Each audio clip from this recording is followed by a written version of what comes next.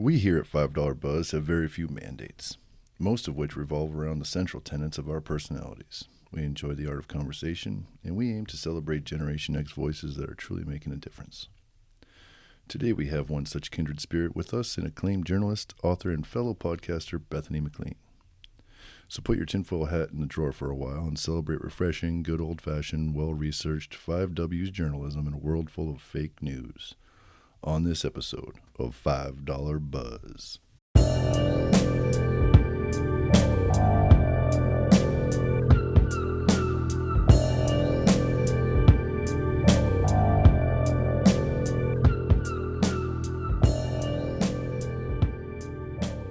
Step inside, lock the door behind you.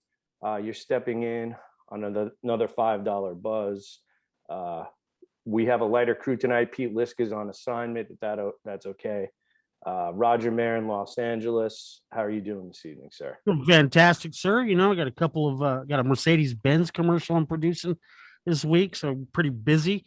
Along with we got a few podcasts coming up. You know, one right after another. It's going to be quite eventful, and then I got a reshoots for a movie following weekend. So busy out here in Los Angeles.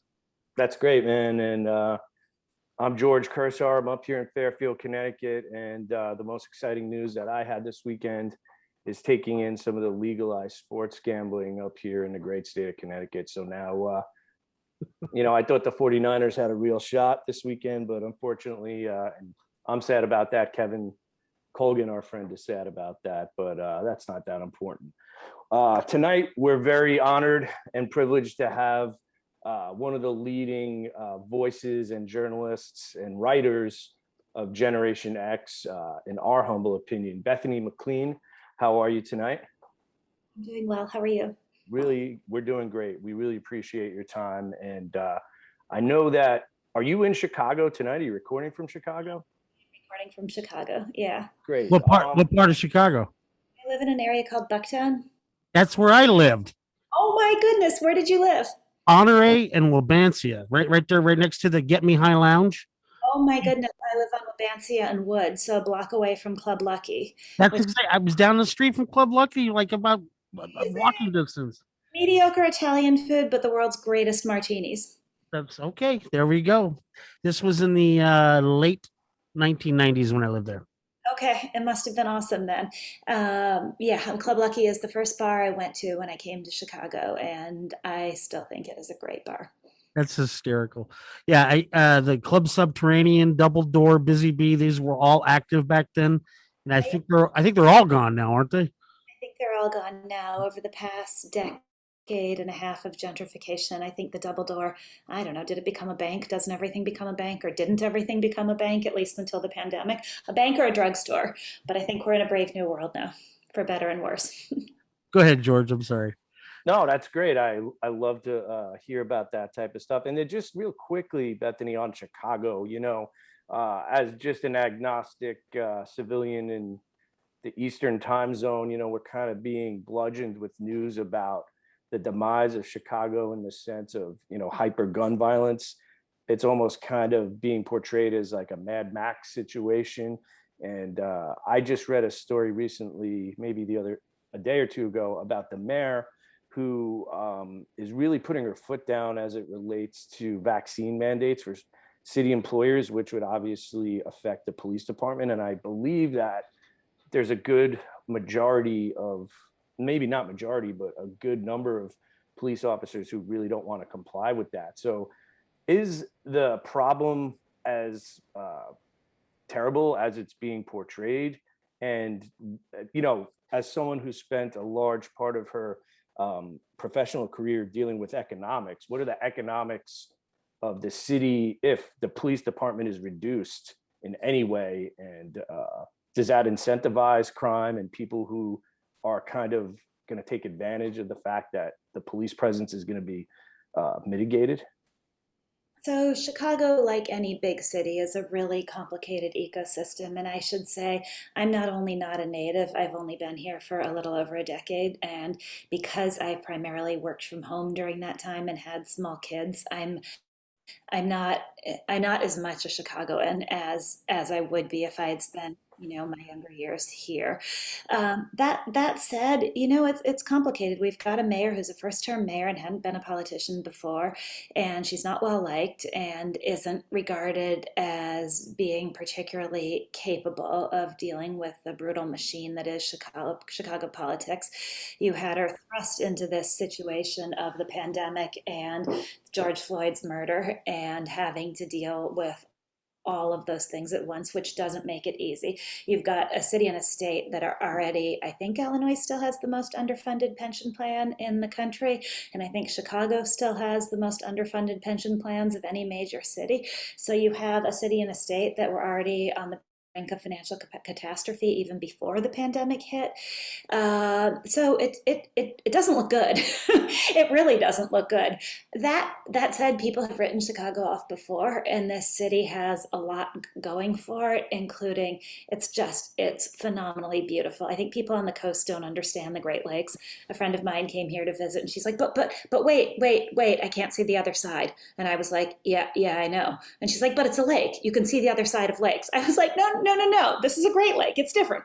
Anyway, it's a stupendously beautiful city. It sits at the crossroads where it draws a lot of great graduates from the Midwest who want to come here and be here.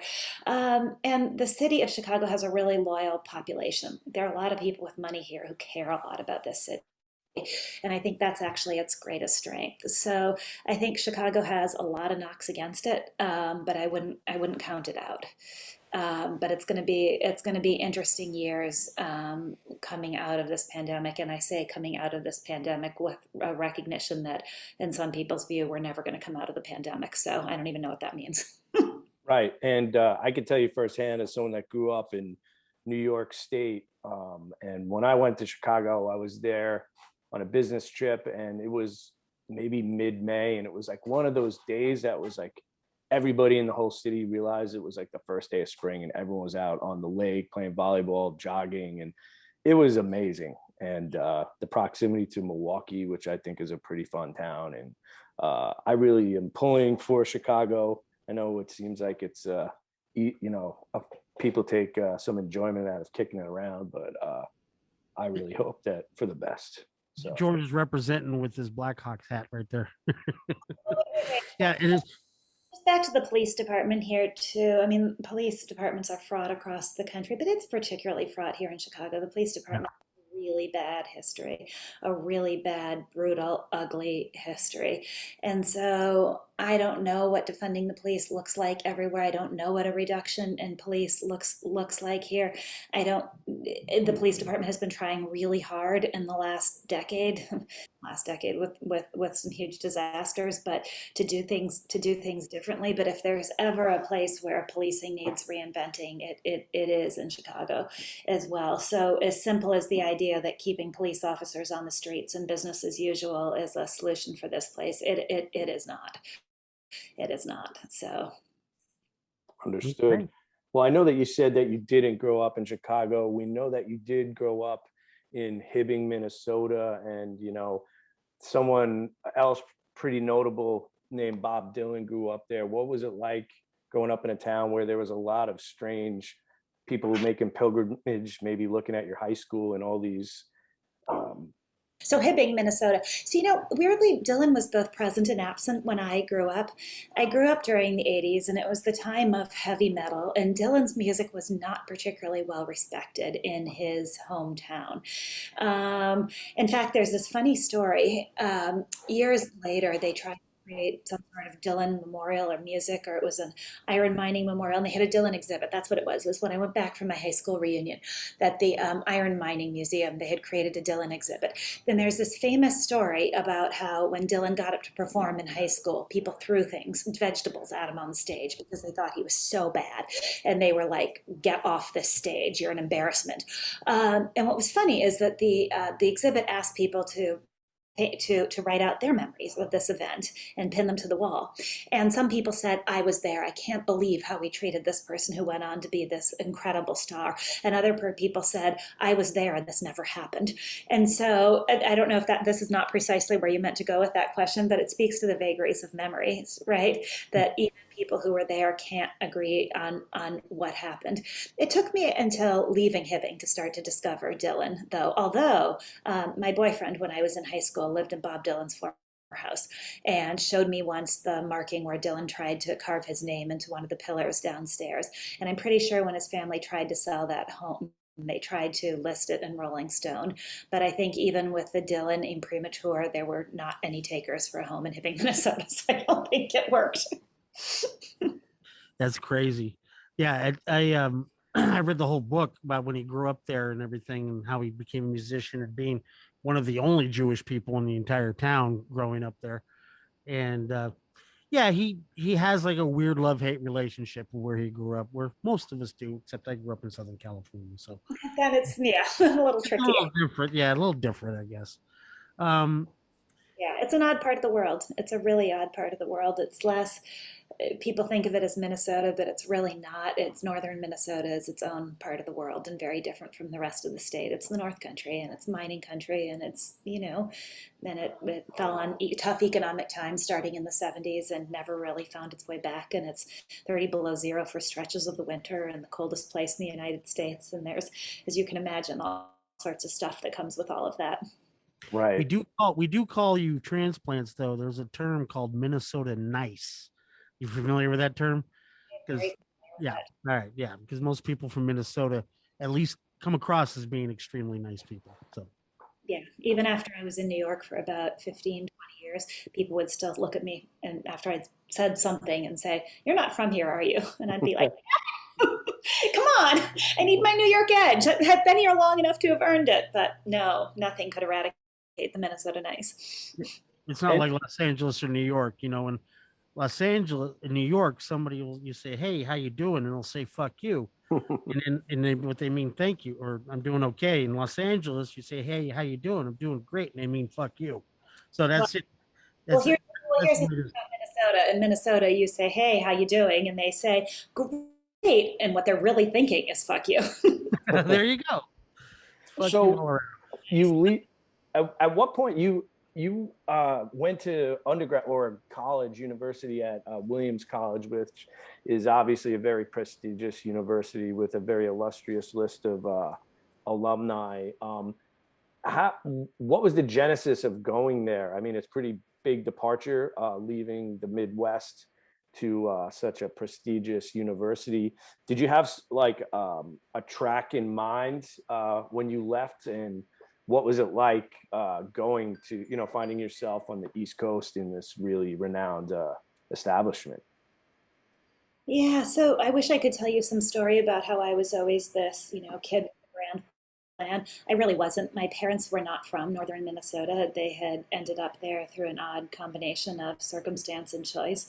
And they were always very determined that both my sister and I would leave the state for college. And so that was almost part of our deal growing up was no matter what happens, you're not staying in the Midwest for college, you're going somewhere else. And so that's honestly what got me out. I think if it had been up to me, I think there were only two of us from my high school who left the state for college. And so I think if it had been up to me alone, I'm not sure I would have been one of those two. It wasn't a part of the country where people necessarily push kids out the door. I remember a college counselor saying to me, if you leave here, people are going to be really mean to you because you're not, you're not going to be like them. That said, I had two of the best teachers I've ever had in high school, who were brothers, Matt and Dan Bergen.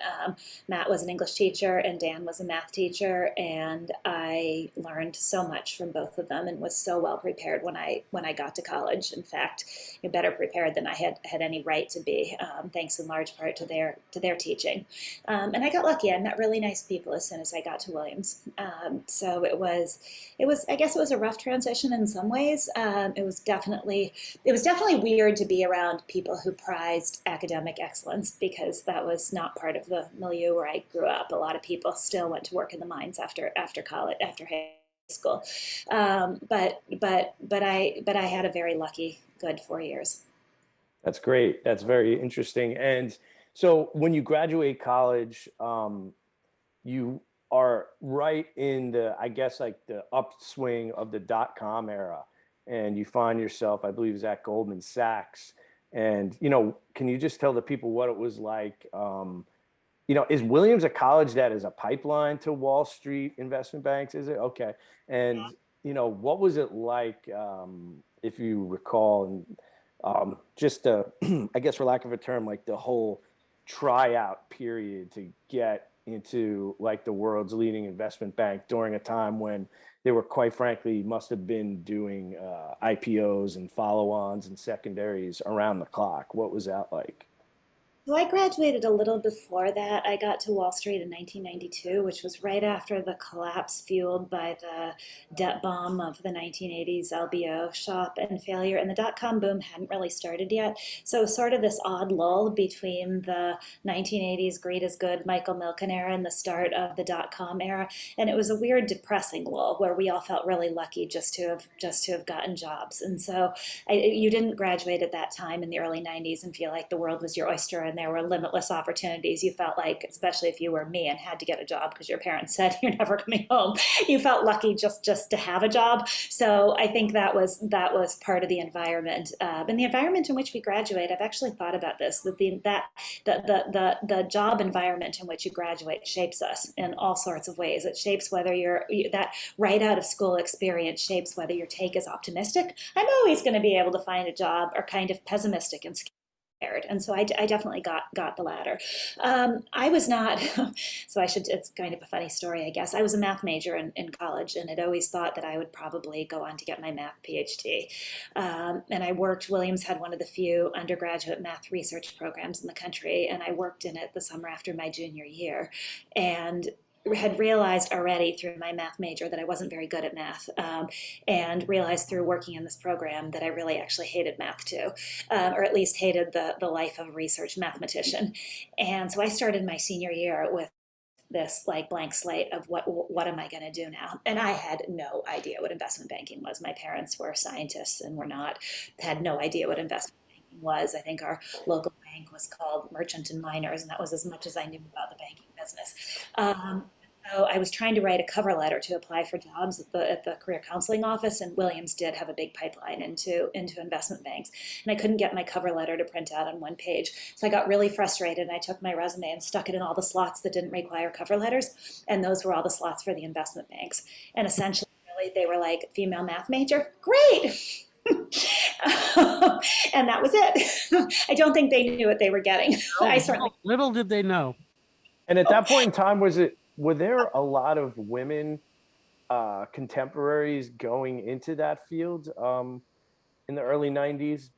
There actually were a lot of women starting. The Wall Street banks had started to make a big effort for a junior level for a more diverse slate of analysts. So I think my analyst class was 40% women. It was quite, but once you looked into the associate and then the more senior ranks, I worked in Goldman's mergers and acquisition department, and I think there was one female partner, maybe two female vice presidents. I mean, the more senior you got, the more there were no role models, and it was a tough environment. And I was not a young investment banker. And at some point, you decided that, I guess it occurred to you that you wanted to do some writing. And what I first learned of you was obviously a very important book that you wrote that was kind of reflecting on the commodity trading.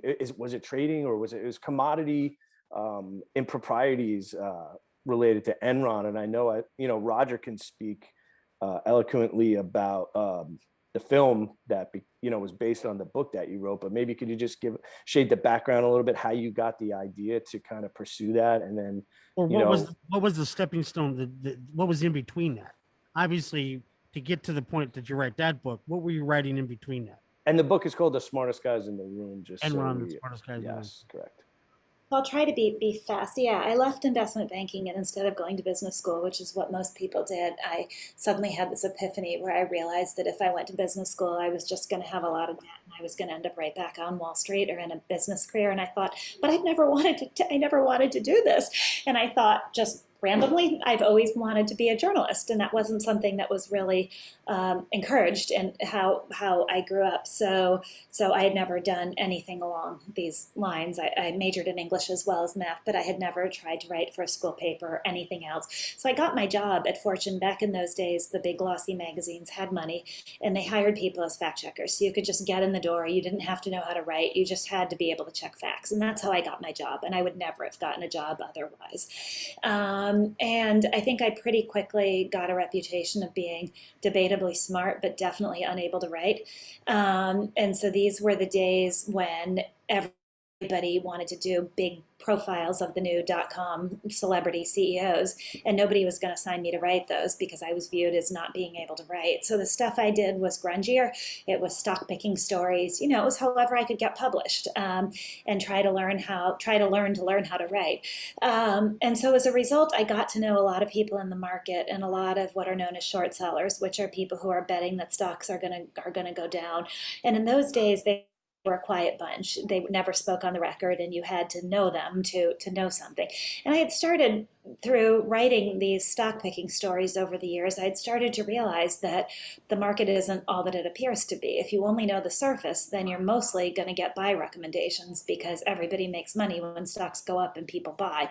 And I started to realize that a portion of it was a scam. And so I didn't want to be the one celebrating the scam and helping people get taken advantage of. I wanted to be the one outing the scam, and not for any sort of great desire to take business down. It really wasn't that. It was more, I don't like to be wrong. And I was tired of writing stories about companies only to watch them crash and burn and think, why didn't I know? How can I know in the future?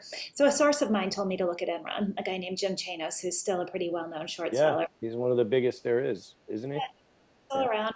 Fantastic. And he said, why don't you take a closer look at Enron? And I honestly got lucky because I had this very random background for a journalist, given that I had worked at Goldman before coming to journalism. No one I knew at that time had that background. And it's one of those nice synchronicities in life, right? Where this very random background I had actually enabled me to do the story, because I was able to dig out Enron's financial statements and go through them and build models. And I knew when I didn't know how it worked and had questions that I was right to have questions. It wasn't just because I didn't understand, because I'd spent 3 years, 100-hour weeks at Goldman Sachs doing exactly that, and building models. And so I got lucky. It was one of those really random moments where the right story just happened to cross my desk. So that was the genesis. And so then what happens to you immediately when that comes out? To you as a human, you as a person? So when I wrote the original story, no one really cared. It was still, the dot-com boom hadn't totally crashed. It was spring of 2001. And Enron was still, people were starting to realize something was wrong, and the stock was falling, but it hadn't crashed and burned yet. It was really only after Enron went bankrupt that people looked back and said, why didn't anybody ask questions? And then people said, oh, wait, somebody did. And they held up my story, which really wasn't all that. The story raised questions about how Enron made its money, but it didn't say, this thing is a fraud and it's going to be bankrupt in 6 months.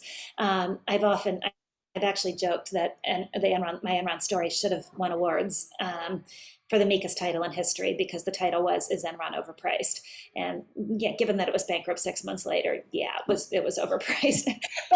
but anyway, so it really wasn't until the company went bankrupt that I'd say my life changed, and TV shows wanted me to come on and talk about it, and I ended up writing this book called "The Smartest Guys in the Room." But it wasn't. I didn't do the story because I thought it was going to make my career, and it didn't initially. It was just sort of came and and I went on to do other things. How long after the book was written that who initialized the documentary? Was it Gibney or was it somebody else? So it was, at the time, Alex Gibney's sister-in-law worked at Fortune the media person, and she put the book in front of him and said, I think this would make a great documentary and you should take a look at it. Her name is Carrie Welch. And that's how Alex initially read the book. And to be perfectly honest, when Alex said he wanted to make a documentary, I was like, good luck with that. The idea that you could take this incredibly complicated story and make it into something that would be visually interesting was inconceivable to me. So when they showed up to film at my house, I had just come home from yoga practice. I stuck my hair in a ponytail, didn't put any makeup on. Later, when the film was in theaters, I was like, oh shit. And you were shot by one of the greatest cinematographers in the world. It was, yeah. That's Maurice Alberti, who did The Wrestler. It was, Alex, it was such an education for me because I also grew up, my parents never had a TV in the house, and they still don't. So I grew up sort of visually ignorant in many ways. And so learning how to think about stories in visual terms, it really started for me with Enron. And it was such a lesson in how, Alex is obviously a master at this, but how you can take complex stories and represent them visually in a way that is coherent and compelling to people. And I just, especially at that time, would not have had a clue how to go about that. I mean, it wasn't even conceivable to me that it was doable. Crazy. Approached by Academy Award winning documentarian, one of the biggest now in the world. When you say the word documentarian, Alex Gibney, is right underneath Ken Burns as being, like the most prominent documentarian in the world at the moment. But he wasn't back then. So no, he wasn't. Well, Taxi from the Dark Side did win the Oscar just before Enron came out. That was a big one.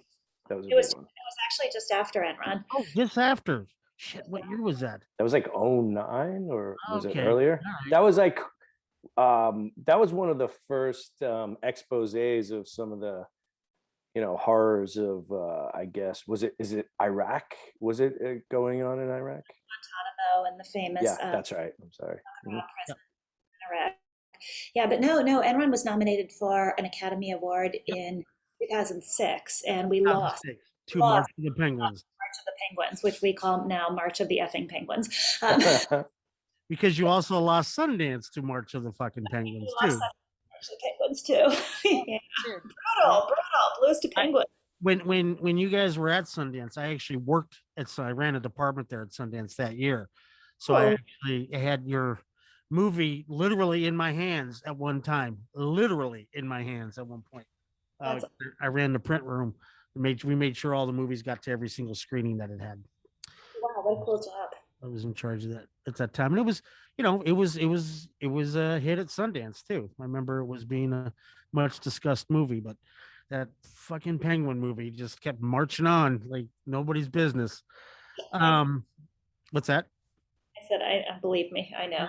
I know. I still have never seen March of the Penguins. I can't bring myself to watch it, even all these years later. It's just too upsetting.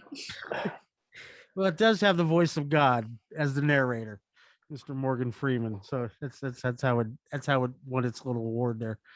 Hey George, is it time for a quick little break there? We could, or if you guys want to just keep rolling, do you? We can keep rolling. I'm good. Okay, cool. So Bethany, one of the real reasons I really wanted to talk to you, and thank you again for taking the time. I was really surprised when you responded, so thank you very much. Is I was reading. I come from a finance background previous to you. I worked at Bear Stearns, Deutsche Bank, Jefferies, which was the favorite place I ever worked. I love Jefferies. And I made a horrible career decision to go to the Royal Bank of Canada, and I don't work in finance anymore. So the reason I bring that up is I lived for a long time in Stamford, Connecticut, which was the home, as you know, to Purdue Pharmaceuticals. And during my job, we always had to find clients that really weren't trading with the firm that I was working at. And from every place that I worked, I would go on the Bloomberg terminal and I would run the filter and I would keep finding, I don't know if they might've been listed as Purdue. And there was an obscene amount of trading activity. There was a pretty big assets under management. I'm like, this is an ideal client for the business that we're involved in. And I could never, and I said, oh, they're in Stanford. I'm like, who are these people? And I could never get through on the phone. There was nobody to contact. And it just made me want it more. I'm like, who is this? I got to find out who they are. And lo and behold, I find out that Purdue Pharmaceuticals is the company that is essentially responsible for exporting the opioid crisis to the world. And I was reading a book by Patrick Keefe. It's called Empire of Pain, which is a great book that I think everybody should read. And towards the end of the book, he started referencing an interview that you did with, is it one of the only interviews ever given by a member of the Sackler family? Is that accurate? I think it might be the only one, at least given, I think some Sacklers who weren't involved with Purdue have spoken, but I think it's the only one given by somebody who worked at Purdue, who served on the board of Purdue. Right. So for those that don't really know, the Sackler family basically ran the company Purdue Pharmaceutical. They actually brought Valium to the world. So this is a family who already was generationally wealthy. They probably didn't even, if OxyContin never happened, they would probably have enough money for generations of their family really to be extraordinarily comfortable. They were dealing at the highest levels of academia, the business world, philanthropy, which is kind of disturbing lens into how the world works and how people are really willing to look the other way as long as they can make a buck, I guess. But I guess the point I'm trying to make is you had the opportunity to speak to a member of this family who, I would say the majority of society would look at as a pariah and really cause a lot of pain and suffering. And some people might know this show on Netflix called Dope Sick, which I think is kind of Hulu. I'm sorry.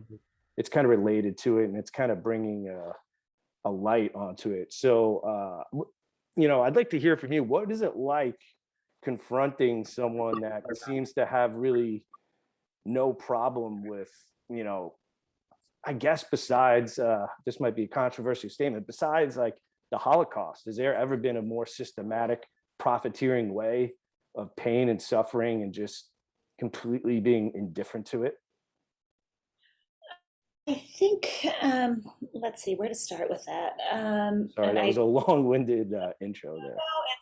It's one of the most important things to happen to our country, and we've all gotten a little distracted given the COVID pandemic. But the opioid crisis didn't go away during the pandemic. In fact, it arguably got worse, and so that is still a crisis our country has to deal with. And I hope we can turn some of the same focus toward dealing with it and dealing with the lives that are being lost to that the way we did the pandemic. But I'll get off my soapbox now. So one of the things that has interested me in my now 25 years of covering business is that people are rarely all bad. We have this complicated mixture of some evil, some greed, some self-delusion. The human capacity for self-delusion and rationalization is endless. And so what fascinated me about the story of Purdue's and the Sacklers was their ability to rationalize what had happened, and their ability even now to keep rationalizing it. And they really, really, as came through in that story, do not see themselves as the bad guys. They think the world has gotten it wrong. They think they set out to do something admirable, which was reduce the pain and suffering in the world by creating this miracle drug. And they think that the problems with the drug were not knowable in advance, and that they essentially have been given a bad rap by a world looking for a villain. In some ways, and I'm going to come back to that, in some ways I agree with them.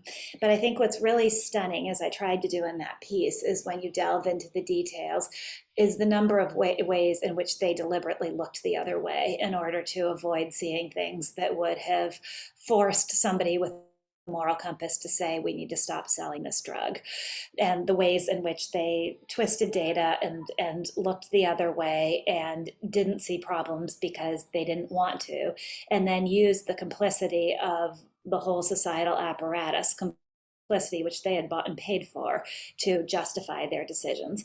And what I mean by that is that it was doctors who prescribed OxyContin. It wasn't Purdue out there prescribing OxyContin, but the doctors got a lot of money from Purdue, and order to prescribe OxyContin, right? So the FDA approved OxyContin and approved it with all the labels that said this thing isn't addictive, doesn't cause addiction. But Purdue and other pharmaceutical companies provide a lot of the FDA's operating budget, and offered the guy who approved OxyContin, who approved the labeling, a job when he left. Yeah, so, he curiously got a job for I think it was $500,000 in the early '90s. Given inflation and what is that worth now? So what I think is that's what I meant by pretty disturbing.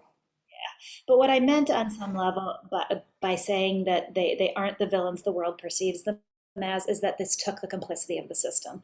If our system weren't purchasable, if our system couldn't be bought, then this wouldn't have happened. And so by focusing only on the Sacklers and saying, if it weren't for the Sacklers, we wouldn't have a problem, we let everybody else along the way, from the doctors who prescribed this medicine, running pill mills, to the hospital board, the Joint Commission that created these standards that penalized hospitals if patients didn't get their painkillers because the patients would complain that their pain hadn't been treated, and then the hospital would get dinged on its reimbursements because they hadn't handed out OxyContin like candy. So there, to the FDA, which continued to approve OxyContin and all the other makers versions of opioids, even in the face of evidence that this stuff was causing an enormous problem. So to me, the Sacklers are both the problem, and yet our monomania about them obscures the larger problem. And I see that happen time and time again, right? We as humans want to find one villain, and we want to say, you're the one who did it. And if it weren't for you, devil, ultimate devil, we would all be perfect. And the reality is that it's actually a lot uglier than that. Same is true of the Enron story, right? Yeah, the Enron guys did bad things, but if it hadn't been for the complicity of the system, the bankers, the lawyers, the accountants, the board of directors, the investors who just wanted to get rich, the whole thing never would have happened. So I find that I actually don't like things that don't make us look at the bigger system, because I think it lets the bigger system off the hook. I think he did a really Keith did a great job of really Wonderful job painting the picture that the problem is man evil, right? It's not just the Sacklers, right? It's this unholy union of the advertising industry, the government, the academics who, will have you believe Yale, Columbia are these bastions of society, pillars of society that your children should aspire to be. Well, why do I want to send my children to an environment where these type of decisions are not only being made and profiteered on, but you're enabling it? And and the same with Enron, did anybody anywhere have the moral compass to say, guys, you know what? It's not all about money. When is enough enough?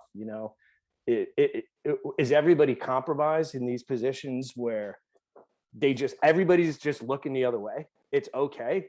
Are there no good humans in this equation, which I find hard to believe? There's not anybody that's going to stand up and say, hey guys, we've been having this argument for a long time. Enough is enough. When is enough enough? Right? It goes all the way back to Upton Sinclair, man. Yeah. It's as far as people pointing this shit out, and it comes down to, that's a running theme throughout all of Bethany's work, it seems like, too. The bigger picture of all these injustices happening at a core level that we're all sort of involved with. It's whether it's the mortgage industry, which you also did quite a few pieces on, and I can unfortunately speak to that on some level myself. What you wrote a book called All the Devils Are Here, correct? And that's a nonfiction book, right?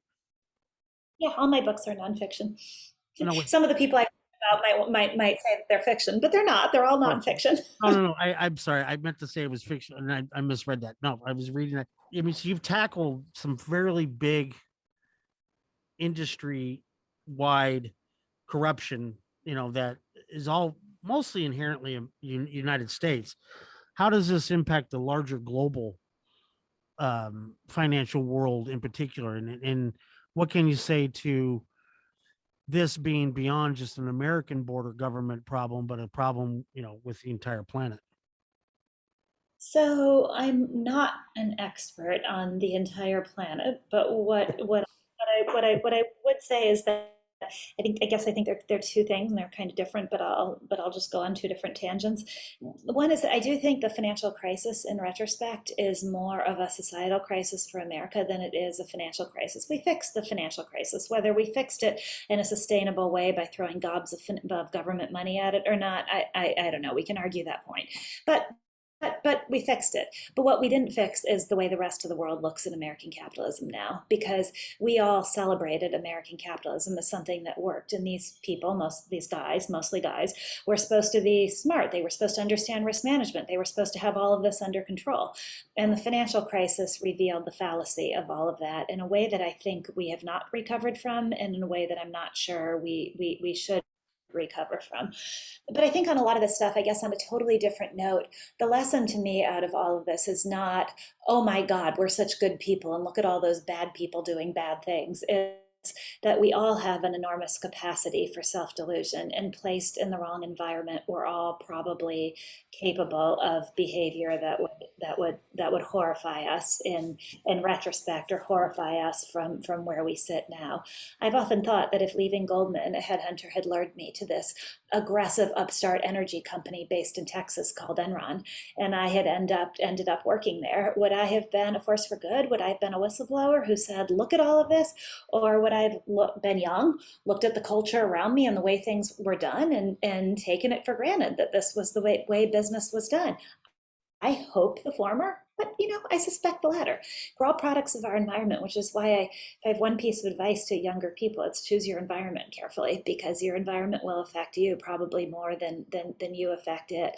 So I guess I don't look at any of these or many of these stories and think, what awful people. I look at these stories and think, there but for the grace of God, go I, right? Because I've been lucky enough to be placed in environments where I've been able to be, so far, knock on wood, is there wood around here? so far able to try to get it right. So I think self-delusion is an enormously powerful force. I live in an artist loft called the Brewery, which is a factory. It definitely has a main effect on me. But if you live in an environment surrounded by like-minded people who have great lives and don't care that much about money and know how to find enjoyment without having gobs of money, then you're going to think, hey, this lucre is not that important. If you're a billionaire and you now score yourself and your entire ego is based on keeping up with other billionaires, well, then you start to think that if I have fewer billions, I suck as a human being.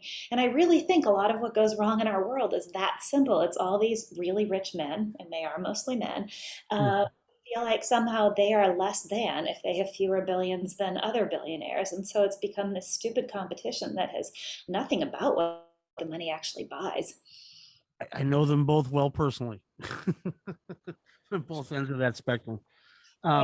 Speaking of ones, go ahead, Roger. I was just going to ask. I mean, with with that focus, that laser eye, what you're using to over the last, what is it, 15, 20 years you've been writing these nonfiction books?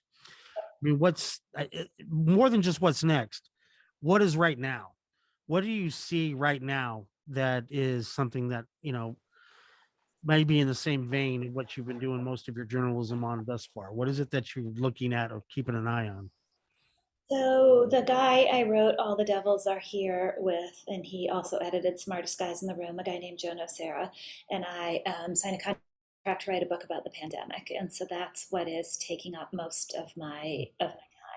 Ooh. And it's really how the pandemic sort of highlighted and exacerbated and existing problems with our economy and our society, and sped up some of the ways in which they were going to hit us in the face. And so that's what we're trying to write about. So it's hard. It's a really difficult book project. So that's taking up a great deal of my time. And then I do a podcast like you guys. Right. Podcast with a professor at the University of Chicago named Luigi Zingales. He's an economist, and we do a podcast called Capital Isn't, where we try to take topics and look at them through the lens of, is this how we want capitalism to be, or is this not how we want capitalism to be? Is this an example of capitalism working, or is it an example of capitalism malfunctioning, and what does it say about our society? So it's been fun. As you guys know, it's a little challenging to do a podcast with somebody else. It's challenging find your rhythm and your questioning. But Luigi's brilliant, and so it's a pleasure. It's a pleasure getting to watch his mind work or hear his mind work. I don't watch it; I listen to it. There you go. As a podcast, is it just the two of you going back and forth, or do you bring on other people too? We bring on guests, so we usually bring on authors who have written about something that we find an interesting topic to explore. Yeah, we usually bring on somebody, but every once in a while we knock it around ourselves. Usually something lighter in tone when we go down those avenues. Are you enjoying your podcast? How many years you've been doing it? Oh, we just started doing it. I guess it's been about a year. So It says in your Wikipedia page that it's called Making a Killing, but you said it had a different title. yeah, Making a Killing was a podcast I tried to do by myself via Luminary. This one is called Capital Isn't. I do like it. I find it, as you guys probably know, I find it the art of interviewing someone for other people's consumption is very different than the art of interviewing somebody to get information out of them. And so people think that journalists would make natural podcasters. I don't, because I know how to interview somebody to listen and to get information from them. I don't know how to interview someone to shape their conversation in real time for somebody else, for a listener to find interesting. And I find that really challenging. We enjoy it. Yeah. Bethany, I know a lot of your career is, you're, by virtue of being a woman, as you said, you've been interacting with and like maybe I would say taking on like the conventional thinking of a man, the powerful men like the billionaires and investment banking types and masters of the universe, as they used to say. I have two daughters. What would you say to how would you advice would you give some women that wanted to kind of pursue a career where maybe would you say it wasn't the friendliest environment for a woman entering into these institutions that were male dominated, like Goldman Sachs or Enron, or I know you've been doing some work about Tesla, right? Some writing about that. What kind of advice would you give to the future generation of women that want to ask these bigger questions and take on the status quo type thinking? You can probably hear my daughter, speaking of daughters, singing in the background. Yeah. That is a 12-year-old bolting out a song at the top of her lungs. So let me see. So I never necessarily set out to be a female alone in a male-dominated world. I think, what advice would I have? I think it's always to do your homework. Always to be more educated and knowledgeable than people expect you to be, and the bar is low. There are a lot of people who will go into interviews and go into conversations without having done their homework. I think to always try hard, always do your best, and to not be afraid. I had to get that knocked out of me a little bit, and I'm grateful to my early years at Goldman, because when I got there, I was afraid to even pick up the phone. And at Goldman, one of the few good things about it was you did get placed on the front lines of having to do things, and you had people screaming at you. And I think by the time I came out of there, I was no longer nearly as afraid as I had been beforehand. And so I think that's the best advice I could give, is just not to do your homework and not to be afraid. I mean, you can be afraid if you're putting yourself in physical harm's way and you're going up against people who are going to physically injure you, but life rarely gets that glamorous. For better. This is not a for better or worse. This is for better. And I think just to remember that people are going to try to intellectually intimidate you, and as long as you're not afraid and you're willing to say, okay, I don't understand that. Okay, that doesn't make sense to me. Can you please explain that to me again? That you will get more answers than if you pretend to get it because you're afraid to ask. It's true. You've had some attacks against you. I mean, you've had some people come at you, obviously. That was it, the overstock.com dude, for instance, being one of them. So you've had to weather some of this, when you're going after big game like that. You're obviously, has anybody ever threatened to sue you over some of this information, or has that happened a lot? Or Not a lot, but it's happened. For sure, the two scarier things as a journalist are that you're going to be wrong and you're going to be ridiculed because you're wrong. And that it's less a problem now that I don't work for a magazine, but it's for sure a problem for a lot of people who are on staff at places because, and it was even when I was writing about Enron all those years ago, because the dirty little secret of corporate America is that if you're a journalist and you write things they don't like, they won't talk to you. And so for a lot of journalism that depends on access, that depends on being able to get a quote from the CEO or being able to get news from the company, you're out of luck if you write things they don't like. They'll squeeze you out of the loop. And that almost makes it impossible for people to do their jobs because they can't get access anymore. So that is how corporate America has always kept the press under control. And it's one good thing, debatably good thing about the way journalism has evolved is that it's far harder for corporate America to control the press that way anymore because there's so many places and so many outlets and so many people who don't have to give a damn about access that the old rules are broken. But I think the same is true about journalism itself, though, in that there are so many different outlets for it. There's also a lot of sloppier journalism that's out there because of that. Yeah. And I mean, what was the old rule? You had to have two sources to back up a fact, all the president's men, right? They're all chasing around looking for that second person to say, or Bradley wasn't going to release the Pentagon Papers. Yeah. And you had to fact check everything. And there's not only an intellectual honesty that comes with fact checking, there's a moral honesty that comes with fact checking. What I mean by that is that, we talk a lot about freedom of the press, but freedom cuts both ways. It means that freedom of the press also means responsibility of the press, and that means that you have to give people a chance to respond before you publish.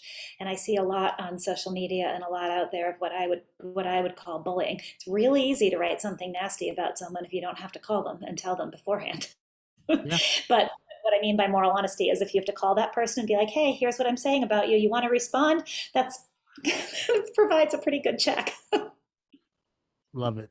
And Bethany, I know we're getting close to the time. We want to be mindful of your time, and we really appreciate you coming on. One story that I kind of that most people may know about, and I think it's fairly new, is this.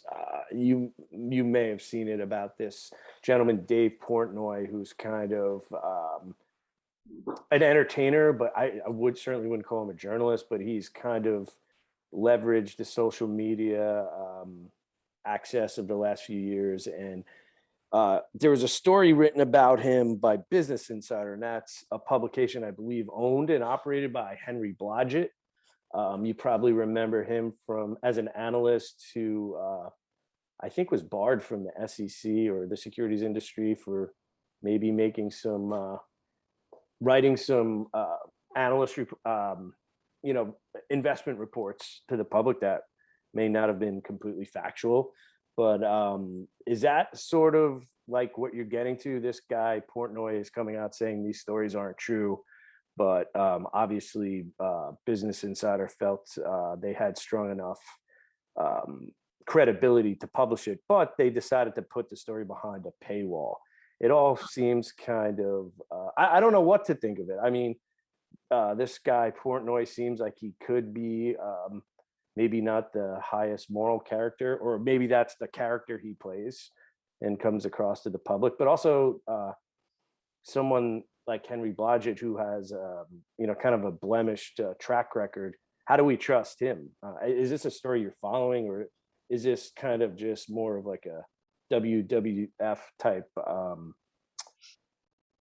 theater to kind of maybe distract us from more important things going on? Well, we all need distractions from more important things. No, it's not a story I'm following, but that is not a comment on whether the story is important at all or not. I'm overwhelmed with my own book, and so I don't look at things that might be entertaining, and I don't look at things that are important that I should be reading. I'm not sure that Henry Blodgett's provenance has much to do with it, to be honest. He did. I don't remember exactly the details of what happened to him, but it was part of he was issuing glowing recommendations on stocks that he didn't think that highly of in the first .com boom. Mm-hmm. He was doing what everybody else was doing. And so I know he got punished somehow for it. The whole world should have been punished for it. That was the way things operated. Everybody knew that was what was going on. Business Insider, I don't think he still owns it. I think he sold it to a German company maybe, and they've got an incredibly professional staff of writers and editors. My guess is that if they wrote it and published it, it's pretty solid. And if it was getting a lot of traction, then they probably put it behind a paywall, because one of the ways journalism is trying to survive is if you have a hot piece that everybody wants to read, then you try to use it to make people subscribe. So they're paying for your work rather than you giving it away for free, because that was proving incredibly unsustainable. So I don't think any of that has cast any aspersions on the story whatsoever. But since I haven't read it, I don't know. Could be a great story, could be a terrible story. I have no idea. But if Business Insider published it, then they believed it was solid. There aren't that many reputable publications that will put something out there that they don't believe in. Which isn't to say I've gotten things wrong. We all get things wrong. Which isn't to say they're right. Yeah. Understood. Well, Roger, I know we're getting close to the end of our time here with Bethany. I just want to say thank you. We really appreciate it. We're looking forward to the work that you're doing. I mean, how far off are we from? Is this book just really in the early stages, and we probably should check on you in on it at a later date? Maybe you should check on me. Make sure I'm still hanging in there. But I'm hoping the book will be out by this time next year, if not before. But we've got a long way to go. So awesome, fast for something that's still going on. Yeah, right. So that's it is a bit of a moving target. Although I think we can see some of the problems that made us so ill prepared to handle it, and that why it wreaked so much havoc on it. I think that can be diagnosed from now. But how it ends, I still think is a mystery. Yeah, me too. And Bethany, I want to thank you again for coming on board. And as it sounds like you're super busy, as we all are, doing our things, and that the fact that you are out there fighting the good fight, I think, is more important than anything else. And I respect the hell out of honest journalism. Always have, always will. And it's some of my favorite. I read a lot of voracious reader throughout my life, and reading journalistic pieces that really go after with something with a breadth of knowledge and awareness about the subject matter that they're, and it could be anything. And I don't just mean something that's investigative in a criminal sense either. Just writing in general is hard, and getting something published is even more difficult. So congratulations on that to begin with. Doberman is seconding that thought. I don't know if you just heard her howling in the background, but she decided to weigh in, and she says, yes, it's really hard. And now thank you for your kind words. So thank you. Have a great night, you guys. But I'm going to sign off here real quick, and I want to thank everybody for listening on this latest edition of $5 Buzz. If you have any comments, questions, if you have any future guests or episodes you would like us to talk about, please email us at $5buzz, and that's FIVEDOLLARBUZZ@gmail.com. And we'll get back to you as soon as we can, as soon as we're done taking down the next criminal empire. Thank you very much. Have a great day. Thank you.